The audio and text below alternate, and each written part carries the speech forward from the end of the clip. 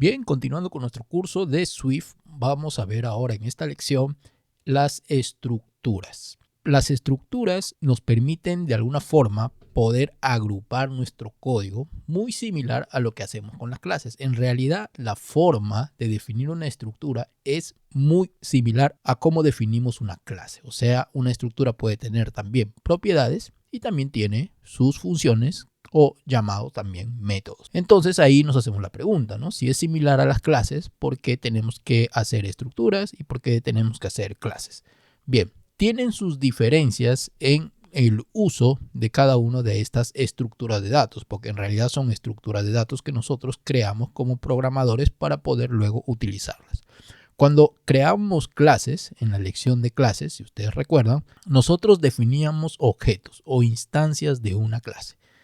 Esa instancia lo que hace es apuntar a un espacio de memoria y si yo hago la copia de ese objeto hacia otro objeto, ese otro objeto también estaría apuntando o se crearía un puntero al espacio de memoria del primer objeto.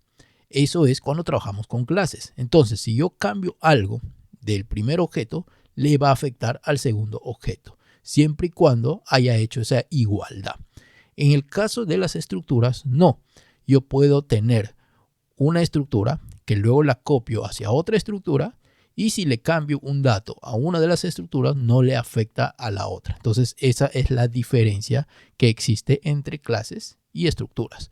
Otra diferencia es que no podemos tener las características que se tiene como parte de la programación orientada a objetos, que son la herencia, subclases que ya vimos, y también la parte de polimorfismo. O sea, todas las características que se tienen en la programación orientada a objetos no las puedo tener con las estructuras. Las estructuras solo me permiten de alguna forma tener un código más organizado, es de uso general, en la cual puedo definir propiedades y métodos para luego agregar funcionalidades. Eso es una estructura.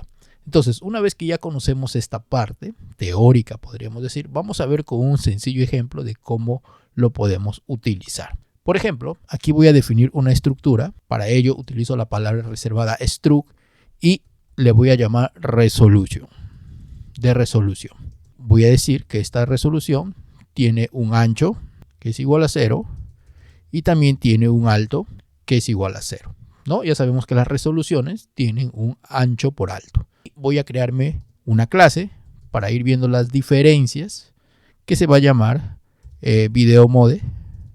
Digamos que es el modo de video que voy a utilizar y esto tiene una resolución. Miren, una resolución que va a ser igual a la estructura resolution que hemos definido anteriormente. Si se dan cuenta, dentro de esta clase estoy utilizando la estructura resolution que hemos definido hace un momento, pero también le puedo agregar otros parámetros, como por ejemplo el frame rate, que va a ser igual a 0.0. ¿Ok? Entonces ya hemos definido esto. Entonces ya tenemos definido la estructura y la clase. Vamos a ver cómo podemos hacer la diferenciación, como les habíamos indicado. Vamos a crear aquí objetos. Por ejemplo, voy a crear el objeto resolution. Para eso voy a utilizar solution, aunque no sería un objeto, ya que es una estructura, pero lo vamos a manejar de esta forma, que es de tipo resolution. Ahí está. Y voy a crear otro objeto que es del tipo video mode, que va a ser igual a video mode. Bien, ahí pueden ver la creación de estas variables que corresponde a la estructura resolution y el objeto video mode a la clase video mode. Entonces hasta ahí todo bien. Si se dan cuenta es casi lo mismo, ¿no? Casi la misma forma de trabajar con clases. Pero vamos a llegar al punto de la diferenciación que les había comentado hace un momento. Tanto las estructuras como las clases utilizan una sintaxis de inicialización para las nuevas instancias. En este caso, las instancias que hemos creado. Ahora, aquí en la estructura también puedo hacer lo siguiente. Miren, si se dan cuenta, me aparece los datos week y hey de forma automática sin tener que crear el constructor. Lo que hacíamos con la clase, si ustedes recuerdan, cuando vimos en la lección de constructor, teníamos que crear el método init, pero en este caso, miren, en resolution no es necesario y lo puedo hacer de esta forma. Entonces puedo agregar aquí, por ejemplo, 640 por Hey por 480, ¿no? Eso sería una resolución.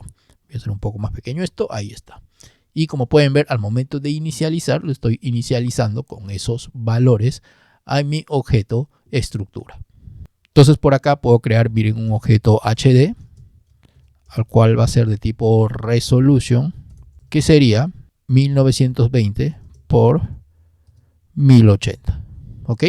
Entonces de esta forma he creado otro objeto de tipo resolución, pero en este caso basándome en la estructura.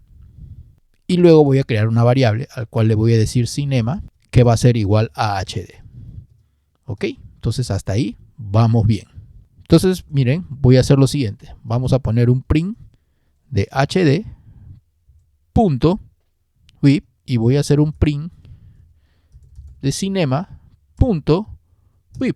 Como pueden ver, se ha hecho la copia del objeto o de la estructura HD hacia la estructura cinema. Por lo tanto, tanto HD como cinema deberían tener 1920. Vamos a ver si eso es cierto.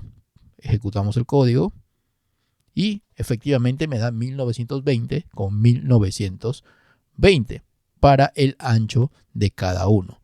Pero como esto es cinema, necesita una resolución mayor que la resolución HD. Por lo tanto, lo que voy a hacer es que cinema.width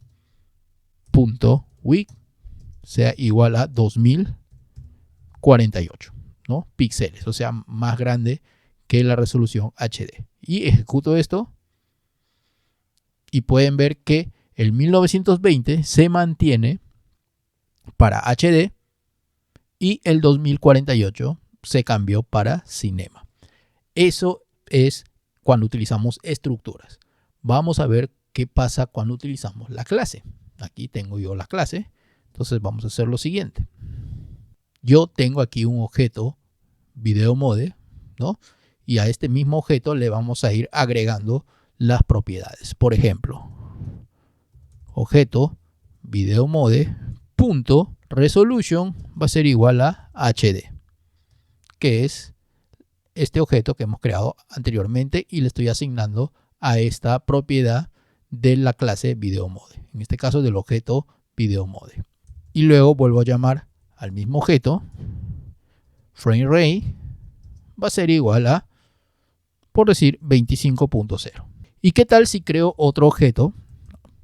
No le voy a llamar OBJ, le voy a poner otro video mode es igual a, y le voy a igualar a objeto video mode, que es un objeto de la misma clase. Por lo tanto, pueden ver que lo que estoy haciendo es una asignación de valores, así como hice acá de HD que le pasé a cinema. ¿Ok? Ahí pueden ver que HD es un objeto de la estructura resolution y cinema igual a HD. Pero cuando yo trabajo con sus datos, cada uno es independiente. ¿Por qué? Porque cada uno tiene su espacio de memoria distinta. En cambio, cuando trabajo con las clases, a diferencia de las estructuras, miren, yo aquí tengo mi objeto video mode que he creado acá. Y luego le estoy diciendo a otro objeto video mode, le estoy asignando este objeto. Vamos a ver si sucede lo mismo con las estructuras. Entonces voy a hacer lo siguiente. Otro video mode punto frame rate y le voy a cambiar a 30. Entonces vamos a imprimir, por ejemplo, objeto video mode punto frame rate y voy a imprimir otro video mode punto frame rate y vamos a ver qué resultado es lo que tenemos. Ejecutamos esto y pueden ver que ambos tienen 30. Si yo le cambié solo el 30 al otro video mode, pero al objeto video mode yo le puse 25. Entonces, cuando yo haga el cambio aquí, pueden ver que le afecta al objeto anterior. ¿Por qué? Porque ambos apuntan al mismo espacio de memoria. Eso es la diferencia cuando trabajamos con clases que con estructuras. Si se dan cuenta, en estructura, yo a cinema le cambié el valor de su propiedad width por 2048 de 1920, pero solo afectó a cinema. Pero en cambio aquí, yo le cambié el frame rate al objeto otro video a 30.